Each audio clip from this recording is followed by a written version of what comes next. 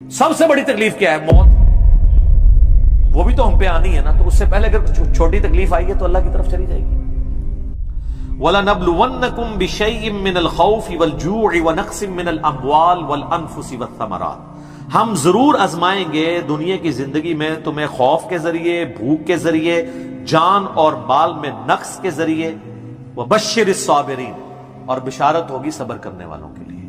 तो ये सारी तकलीफें, इनको आप मुकफाते अमल कह के नहीं जान छुड़ा सकते, ये अल्लाह की तरफ से आजमाइश भी हो सकती है किसी के ऊपर। और सब्र करने वालों के लिए बिशारत है, और उनकी निशानी क्या है? अल्लज़ीना इज़ा असाबतहुम मुसीबा, जब कभी उन्हें कोई मुसीबत पहुंचती है तो वो कहते हैं क़ालू इन्ना लिल्लाहि व इन्ना इलैहि राजिऊन। भाई हम भी तो अल्लाह की तरफ से आए थे, हमें भी लौट के अल्लाह के पास जाना है। अगर कोई तकलीफ आई है तो ये भी चली जाएगी ना। सबसे बड़ी तकलीफ क्या है? मौत। वो भी तो हम पे आनी है ना, तो उससे पहले अगर छोटी तकलीफ आई है तो अल्लाह की तरफ चली जाएगी। इस कॉन्टेक्स्ट में एक हदीस है सही मुस्लिम में, बड़ी जबरदस्त। उम्मे सलमा कहती हैं कि जब अबू सलमा मेरे खामन फौत हुए, मुझे उनकी फौतगी की खबर मिली, तो मैंने हुजूर से एक दुआ सुन के याद कर रखी थी कि जो कोई वो दुआ मांग लेगा अल्लाह ताला उससे बेहतर उसे नेमुल बदल दे देगा। और वो दुआ आधा पोर्शन तो यही है, सूरतुल बकरा की आयत नंबर 156, इन्ना लिल्लाहि व इन्ना इलैहि राजिऊन। इसके बाद है अल्लाहुम्मा अजुरनी, ये झटके से मिलेगा, अल्लाहुम्मा अजुरनी, हमज़े आगे, अल्लाहुम्मा अजुरनी फी मुसीबती व अखलिफ ली खैरम मिनहा। अल्लाह मुझे इस मुसीबत में अजर अता फरमा और मेरे लिए इससे बेहतर नेमुल बदल कर दे। तो कहती हैं कि नबी अलैहिस्सलाम ने फरमाया था जो ये दुआ मांग लेगा ना तो अल्लाह ताला उसकी कंपनसेशन फरमा देगा, उसे बेहतर नेमुल बदल देगा। कहते हैं मैंने दुआ तो की, फिर मैं ये सोचती थी कि मेरे खामन जैसा तो किसी का खामन नहीं होगा, अबू सलमा जैसा खामन मुझे कैसे मिल सकता है। तो जब इद्दत पूरी हुई तो नबी अलैहिस्सलाम ने पैगाम का निकाह का पैगाम भेज दिया, उम्मुल मोमिनीन बन गई। और ये हमारी वो माँ है जो सबसे आखिर में फौत हुई है 64 हिजरी में, वाकया करबला के भी 3 साल बाद।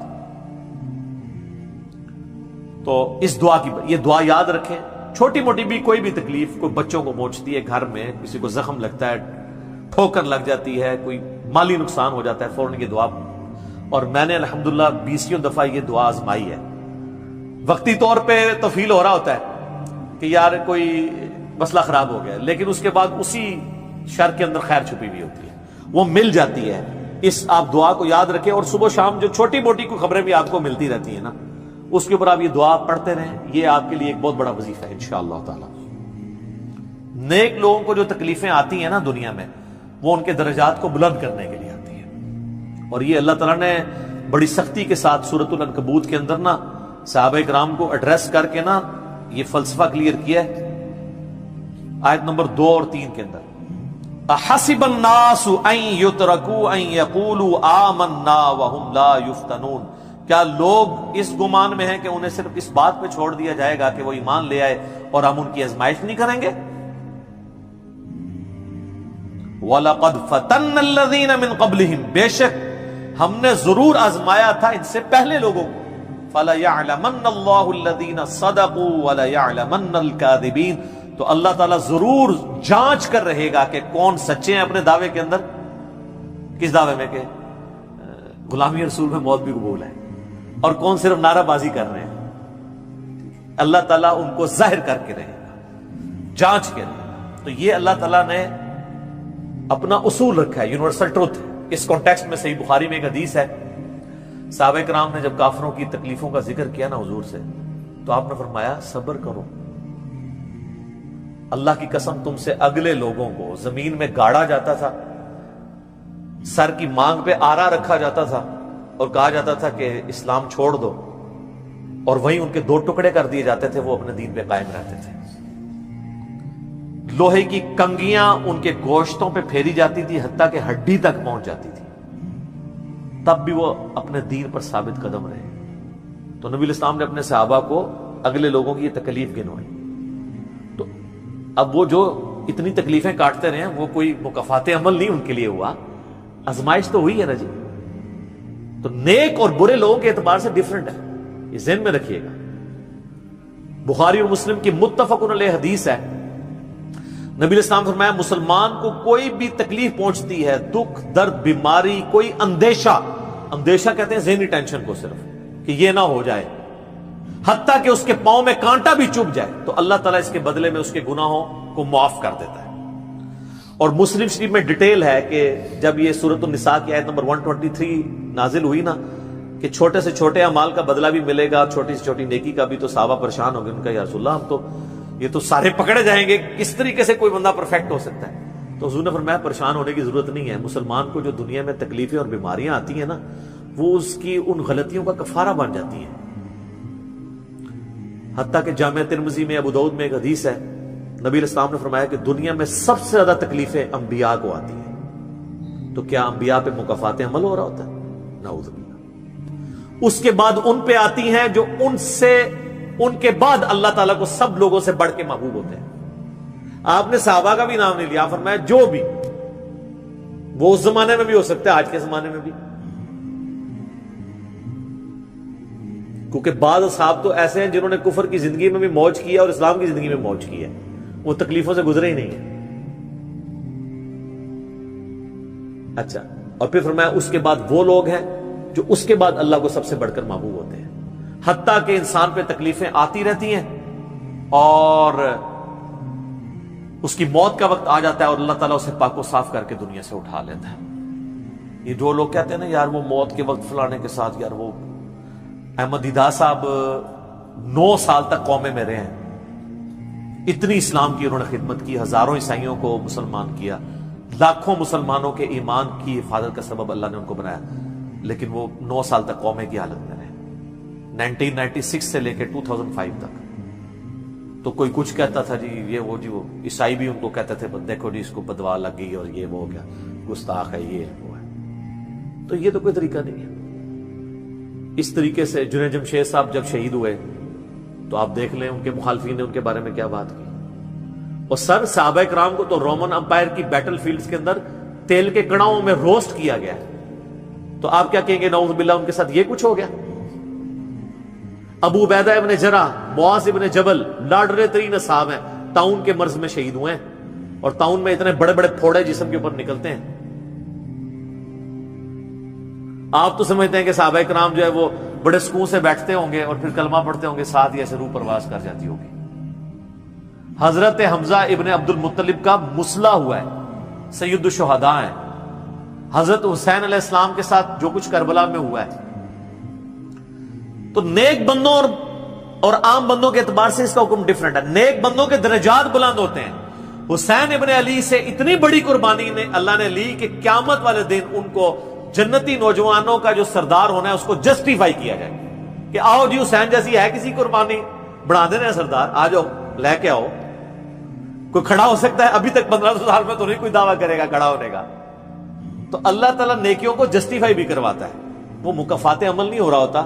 نیک لوگوں کے لیے ڈیفرنٹ ہے، ان کے درجات بلند ہوتے ہیں، اور باقی عام لوگوں کے لیے یہ ہے کہ ان کے لیے بھی آپ نہیں کہیں گے کہ ان پہ عذاب ہے، یا اللہ کی طرف پلٹنے کا ذریعہ ہے، یا ان کے گناہوں کا کفارہ ہے۔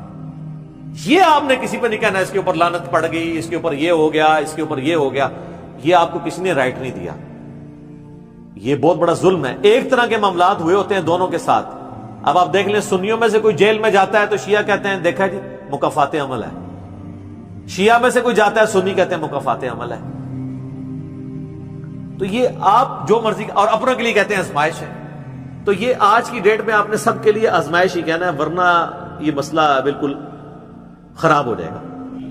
اللہ ہی اللہ جی، اللہ تعالیٰ سے خیر مانگنا چاہیے، اللہ تعالیٰ کی طرف رجوع لانا چاہیے۔ اس حوالے سے بخاری اور مسلم دونوں میں حدیث ہے، میں اب آپ کو تھوڑے وظیفے بھی بتا دوں نا۔ ظاہر آزمائشیں تو ہر بندے پہ آتی ہیں، اللہ کی طرف رجوع بھی لانا چاہیے۔ ان آزمائشوں سے نکلنے کا طریقہ کیا ہے؟ بخاری اور مسلم دونوں میں حدیث ہے، نبی صلی اللہ علیہ وآلہ وسلم کے بارے میں انس بن مالک کہتے ہیں کہ نبی علیہ السلام کی اکثر دعا یہی ہوا کرتی تھی، اللہم ربنا آتنا فی الدنیا حسنہ وفی الآخرۃ حسنۃ وقنا عذاب النار آمین۔ یہ بخاری مسلم میں بھی ہے، سورۃ البقرہ کی آیت نمبر 201 ہے۔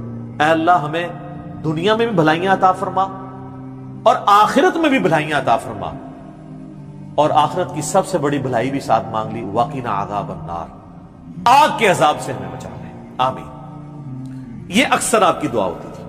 اس کانٹیکٹ میں ایک حدیث ہے بڑی انٹرسٹنگ، صحیح مسلم میں، ایک صحابی بیمار ہوئے حتیٰ کہ بالکل ہڈیوں کا پنجر بن گئے، اور صحابہ کہتے ہیں چڑیا کی طرح ان کی جان ہو گئی۔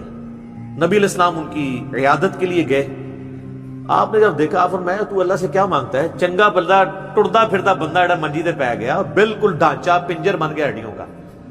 اس نے کہا یا رسول اللہ میں اللہ تعالیٰ سے یہ دعا کرتا ہوں کہ اے اللہ جو تو نے مجھے آخرت میں عذاب دینا ہے نا دنیا میں ہی دے دے، آخرت کا عذاب تو بہت سخت ہے، تو مجھے دنیا میں ہی وہ عذاب دے دے۔ نبی علیہ السلام نے سبحان اللہ، کیا تم دنیا میں بھی اللہ کی تکلیف برداشت کر سکتے ہو؟ اوے تجھے تو چاہیے تھا تو کہتا اللہم ربنا آتنا فی الدنیا حسنہ وفی الآخرۃ حسنۃ وقنا عذاب النار۔ یعنی آپ اللہ تعالیٰ کو معاذ اللہ کو فنیٹک سمجھتے ہیں کہ آپ کہیں گے جی اس نے عذاب تو ضرور دینا ہے تو مجھے ادھر دے دے۔ اور یار اللہ سے اچھا ہی گمان رکھو۔ بخاری مسلم دونوں میں حدیث ہے، میں اپنے بندے کے گمان کے قریب ہوں، جیسا میرے بارے میں گمان رکھے بشرطے کہ کرتوت بھی ٹھیک کرے۔ تو سر ہم تو یہ کہتے ہیں یا اللہ ہم نہ تیری آزمائش کے قابل ہے نہ تیرے عذاب کے قابل ہے، ہمیں بلا حساب و کتاب ہی جنت میں داخل فرما دے، آمین۔ تو میں اپنے بندے کے گمان کے قریب، اچھا گمان رکھیں انشاءاللہ تعالی اینڈ رزلٹ بھی اچھا ہوگا۔ آپ اللہ سے گمان اچھا رکھیں، یہ گمان بہت اہم چیز ہے، اور یہ آپ کا جو کانفیڈنس ہے نا اللہ کے اندر کہ انشاءاللہ اللہ میرے ساتھ خیر کا معاملہ ہی کرے گا۔ اچھا کئی لوگ ہیں وہ کہتے ہیں منو تے اللہ نے دینے ہی عذاب ہے، استغفر اللہ تو بولی۔ آپ چاہے اچھے اعمال کرتے ہیں برے اعمال، تب بھی آپ نے یہ اپنے بارے میں یہ بات نہیں کرنی، یہ تو اور کسی کے بارے میں تو آپ نے سوچنا بھی نہیں سر، وہ تو کہانی ختم۔ وہ تو صحیح مسلم میں حدیث ہے نا، ایک شخص نے قسم اٹھا کے کہہ دیا تھا کہ اللہ تعالیٰ اس کو کبھی معاف نہیں کرے گا، وہ بڑا گنہگار شخص تھا۔ اللہ کی بارگاہ میں پہنچے، اللہ نے فرمایا تو نے میرے بھی آپ پہ کیسے قسم کھا دی؟ جا میں نے اس کو معاف کیا، تجھے دوزخ میں پھینکا۔ لا يسأل عما يفعل وهم يسألون، سورۃ الانبیاء کی آیت ہے۔ اللہ کو کوئی نہیں پوچھ سکتا اس نے یہ کیوں کیا، وہ سب کو پوچھ سکتا ہے کہ انہوں نے یہ کیوں کیا۔ یہ اللہ تعالیٰ کے بارے میں ناشکری پھیلانا سورہ الزمر میں ہے، لا تقنطوا من رحمت اللہ، اللہ تعالیٰ کے بارے میں مایوسی عوام کے اندر پھیلانا۔ لیکن اس کا دوسرا پہلو بھی غلط ہے کہ آپ رحمت کی آیتیں پڑھ کے تو لوگوں کے کام چوک کے رکھو، وہ بھی دوسری ایکسٹریم ہے، وہ بھی نہیں ہونی چاہیے۔ رحمت سے دھوکہ بھی نہیں کھانا، ہاں اعمال پورے کرنے ہیں اور پھر اللہ سے امید بھی رکھنی ہے۔ جو سیدنا ابوبکر نے حضرت عمر کو وصیت کرتے ہوئے کیا کہا تھا کہ عمر جب تو جنتیوں کی طرف دیکھے نا تو دعا کرنا کہ میں بھی ان میں شامل ہو جاؤں، اور جب بھی تو جہنمیوں کا ذکر لائے تو اللہ صلی اللہ سے پناہ مانگنا کہ کہیں میں ان میں شامل نہ ہوں۔ انہوں نے آگے سے کہا کہ میں عشرہ مبشر ہوں، ٹھیک ہے۔ یہ معاملہ بہت سینسٹیو ہے، جن کو اللہ کا تعارف ہے نا تو وہ ان کی زندگی بڑے ڈر ڈر کے گزرتی ہے۔ تو یہ حدیث میں نے اس لیے بتا دی۔ ایک اور ذریعہ ہے ان آزمائشوں سے نکلنے کا، صحیح بخاری اور مسلم دونوں میں حدیث ہے، جس کی یہ خواہش ہے کہ اللہ اس کی عمر دراز کر دے اور اس کے رزق میں کشادگی دے دے۔ رزق میں دنیا کی ہر نعمت شامل ہے، ہم تو دولت ہی سمجھتے ہیں نا، اچھی صحت بھی رزق ہے، اچھی اولاد بھی رزق ہے، اچھی صحت بھی رزق ہے، مال کی فراوانی بشرطے کہ وہ فطرے میں نہ ڈال دے وہ بھی رزق ہے۔ ہر چیز دنیا میں جتنی بھی اہمیت ہے کی چیزیں جو ہم سمجھتے ہیں، تو بخاری اور مسلم دونوں میں الفاظ ہیں، جس کی یہ خواہش ہے اس کی عمر دراز ہو جائے اور اس کے رزق میں کشادگی ہو تو اپنے رشتہ داروں کے ساتھ حسن سلوک کرے۔ یہ ہے جناب وہ کام کرنے کا۔ حسن سلوک خالی ان کو تسلیاں نہیں دینا، ظاہر قرآن اور حدیث میں جب رشتہ داروں سے صلہ رحمی کا ذکر آتا ہے تو یہ ہے کہ ان کے ساتھ قطع تعلق ہی نہیں کرنی، دوسرا ان کی فائنینشیل سپورٹ کرنی ہے۔ اس لیے آپ دیکھیں سب سے زیادہ حقدار زکوٰۃ کے صدقات کے آپ کے بہن بھائی ہیں، سب سے قریبی رشتہ ہوا ہے، اس کے بعد کوئی اور حقدار نہیں۔ باقی اس پہ تو امت کا اجماع ہے کہ جو صدقات اللہ کی راہ میں آپ کرتے ہیں اس سے اللہ تعالیٰ تکلیف ٹالتا ہے، منت سے نہیں ٹلتی۔ بخاری مسلم میں حدیث ہے کہ منت سے کنجوس کا مال ہی نکلتا ہے، تکلیف نہیں ٹلتی۔ لاجیکل ہے، منت تو یہ کہ یا اللہ پہلے کر تو میں کراں گا، اور صدقے میں کیا ہے، یا اللہ میں نے تیری طرف سے تیری راہ میں یہ صدقہ کیا اور میں اس نیک عمل کا وسیلہ تجھے پیش کرتا ہوں، میرا مسئلہ حل کرتا ہے۔ جو بخاری مسلم میں حدیث ہے، 3 لوگ غار میں پھنس گئے تھے، انہوں نے اپنے پرانے اعمال کا واسطہ پیش کیا تھا، یہ نہیں تھا کہ یا اللہ ایک بار کاٹ دیتے سی کرا کے، پھر کون سی نکلنا انہوں نے، انہوں نے اپنے پرانے کیے ہوئے اعمال کا وسیلہ اللہ کے حضور پیش کیا، جو قرآن میں بھی ہے وَاسْتَعِينُوا بِالصَّبْرِ وَالصَّلَاةِ، صبر اور نماز کے ذریعے اللہ کی مدد چاہو، جس سے وہ کہتے ہیں جی اس سے غیر اللہ کی مدد ثابت ہوتی ہے، تو کوئی کہتا ہے المدد یا صبر، المدد یا نماز، وہ اس کا مطلب ہے صبر اور نماز سے اللہ کی مدد، کیونکہ آگے آتا ہے ان اللہ مع الصابرین، بے شک اللہ تعالیٰ صبر کرنے والوں کے ساتھ ہے۔